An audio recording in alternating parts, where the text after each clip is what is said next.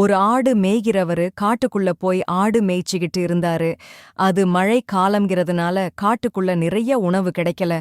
அதனால தன்னோட வீட்டு விவசாய நிலத்துல விளைஞ்ச புல்ல போட்டு ஆடுகளை கொஞ்ச நாள் வளர்க்கலாம்னு நினைச்சாரு. அந்த நேரத்துல சில காட்டு ஆடுகளும் அவரோட மந்தையில வந்து சேர்ந்துச்சுங்க. அதுங்களுக்கு தன்னோட வீட்டுல இருந்த சாப்பாட்டை கொடுத்ததும் அதுங்க அங்கேயே தங்கிடுச்சுங்க. செலவு இல்லாம நிறைய ஆடுகள் கிடைச்சதுல அந்த ஆடு மேய்கிறவருக்கு ரொம்ப சந்தோஷம். அதனால புதுசா வந்த காட்டு ஆடுகளுக்கு நிறைய உணவும் ஏற்கனவே இருந்த ஆடுகளுக்கு உயிர் வாழ்ற அளவுக்கு சாப்பிடும் கொடுத்தாரு. மழைக்காலம் முடிஞ்சதும் அந்த காட்டு ஆடுகள் தங்களோட வாழ்விடமான் காட்டுக்கு போக ஆரம்பிச்சுச்சுங்க. அத பார்த்த ஆடு மேய்கிறவருக்கு ரொம்ப வருத்தமா போச்சு. நான் உங்களுக்கு நிறைய சாப்பாடு கொடுத்ததும் இப்படி உங்க வாழ்விடத்துக்கு போறீங்களேன்னு கேட்டாரு.